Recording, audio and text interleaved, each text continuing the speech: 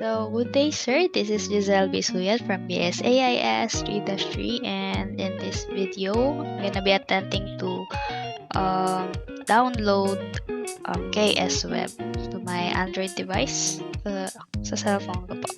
Okay. So, first, share ko screen ko muna.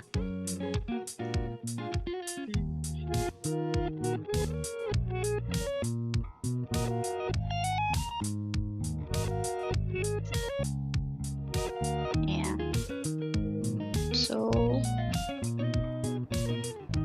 yeah. So, may pinrovide si sir na link and doon ko ita-download yung KS Web.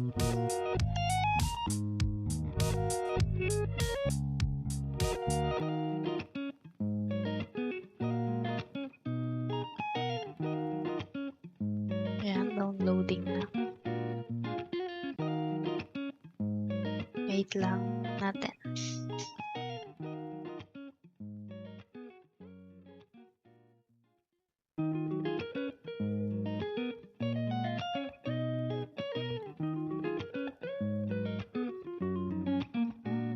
So, as you can see, downloading pa rin tayo ng APK na pinrovide ni sir.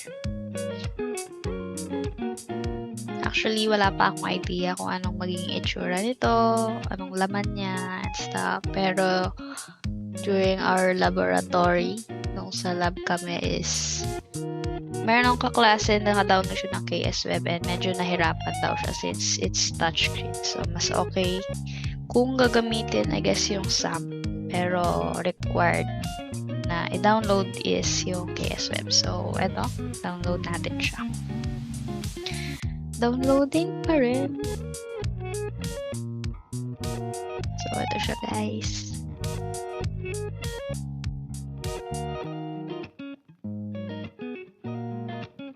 Ayan, download complete.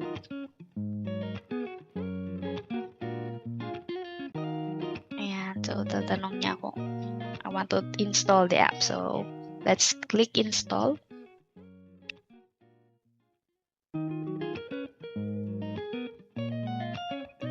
Installing.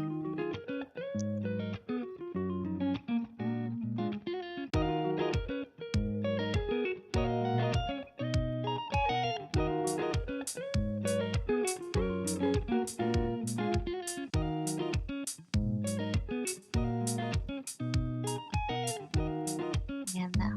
Scanning na siya. Okay, let's click open. So, bumungad sa atin is the privacy policy. So, let's click agree. Yes, provide. Ayan. So, tinatanong niya yung all files access. So, let's click this one. And then, let's go back. So, saan na napunta? Ito. Ayan, installing process. So, once the app is installed, ganito yung lalabas. Ayan, sa status. And then, sabi dun sa steps, initial setup. When you first open KS Web, it may guide you through some initial setup steps. Follow the on-screen instructions. Pero walang ganun nangyari here. So, once setup is complete, you'll see the KS Web control panel. Ensure that the services Apache, MySQL, and PHP are running. So, check natin. Si Apache. Ayan, meron. MySQL, meron din. And si PHP. Meron din. So, punta tayo sa tools. Pinutin natin yung adminer. And then, let's click Apache. Pag kinlik natin to, okay.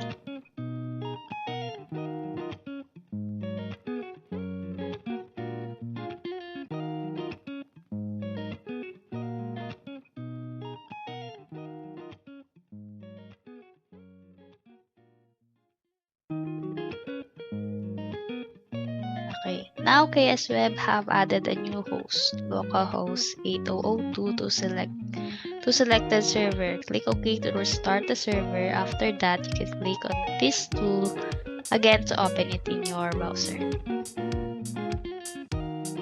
Okay.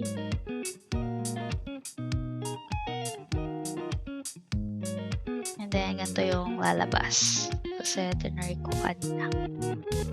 Open your preferred web browser in your Android device. Okay, may tatype tayo. Address bar. Okay.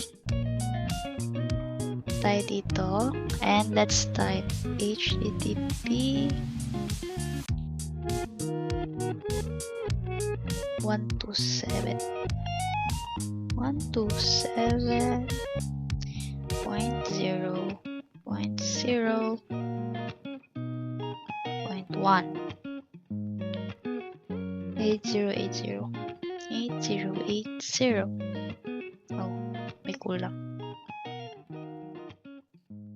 And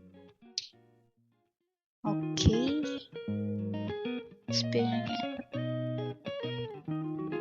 Empty password. Use it to enter to PHP. Configure the entrance to KSWeb web interface.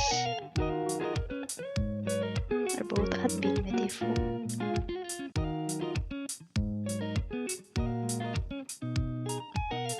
So let's get admin. Apache, okay.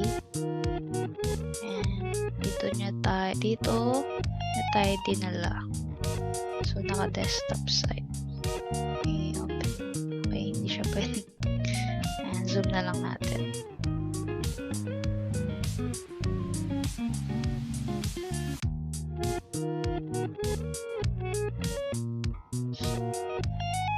Okay, sabi sa next step is configure MySQL. Click on the PHP MyAdmin link from the KSWeb dashboard. Login using the default credentials. Okay, ang username is root. So, lagay natin root. Password. Leave blank if not set or use root if a password is required. Okay, lagyan muna natin na blanco muna. Okay, hindi naman nag-required, so okay lang na blank. And then, once logged in, you can create new databases, users, and manage tables directly from the PHP MyAdmin. Okay, next step, changing MySQL password. For security purposes, it's advisable to change the MySQL root password. The PHP MyAdmin, go to the user accounts tab, click edit next to the root user and set a new password. Okay. So, dito yun. Database. Balik tayo sa app. Okay, PHP admin.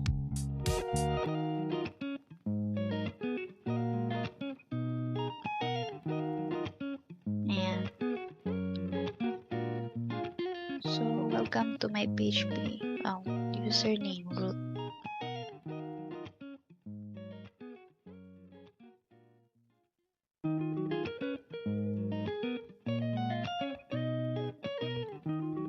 There you go. Oh, user accounts tab. Where's the user accounts tab?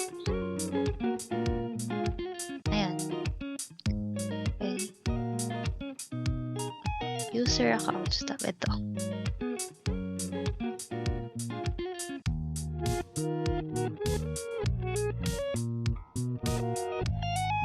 Okay. Let's click this root.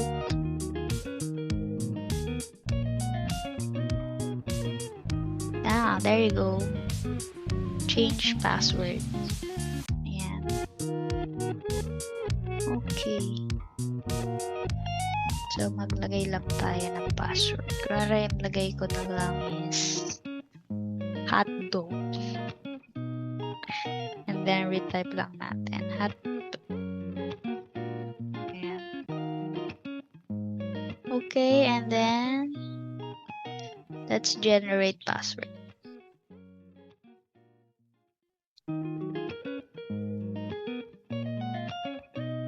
Oh. Ayoko yan. Change password tayo. Click natin si hotdog. Hotdog 2024. Ayan. Yan na lang ang ating password. Hotdog 2024.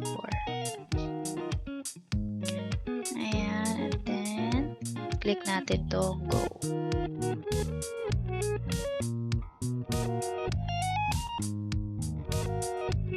And there you have it na edit na natin, na change na natin yung password.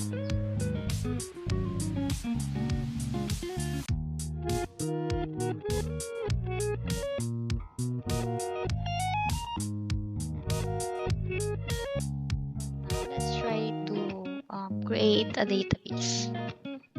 So login ulit tayo. Hotdog 2024. Okay, let's click create database.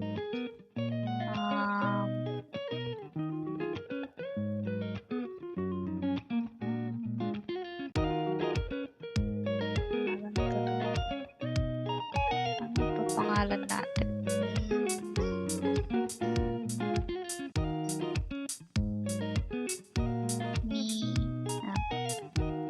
Info. About me na lang. About or my database. Try natin. My database. Okay, let's save. Okay. Okay, let's create tables. Ayan. Table name. Student info. Student info. Okay.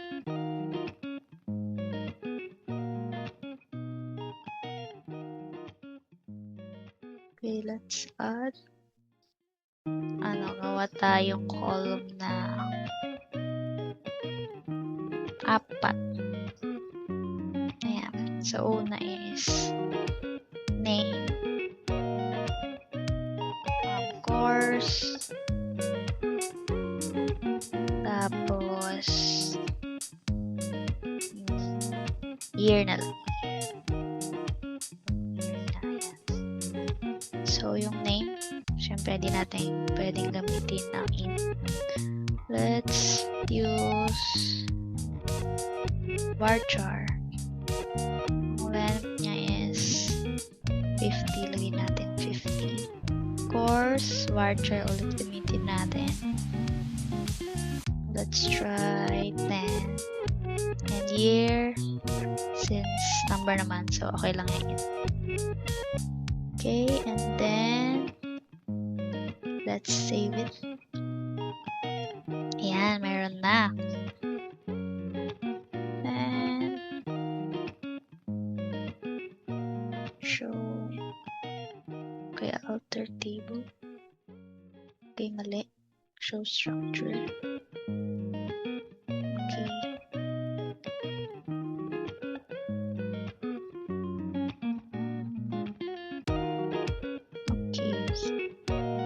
So, ayun, nakagawa na tayo ng isang table. Ito yan itong item. Ayan. So, lagyan na natin siya na info natin. Para ako is Suyat Giselle B. Then, course. Lagyan natin yung BSAIS. And year is 3. And so, let's save. Pwede naman tayo mag-save and insert next, pero hanggang dito na lang muna. So, let's save. And there you go. Kagawa na tayo ng isang table sa database natin na pangalan is my database, and ang ating table is name student info. So, yun lang. And goodbye!